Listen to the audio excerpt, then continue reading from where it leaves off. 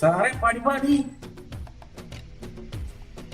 ഇത് കേട്ടില്ല. ഇത് മറ്റവനവൻ സാറേ, ഇത് മറ്റവനാണുള്ളത്. അയ്യോ സാറേ, നമ്മൾ വിചാരിച്ച ആളല്ല. ഇത് നമുക്ക് കാണാനല്ലോ.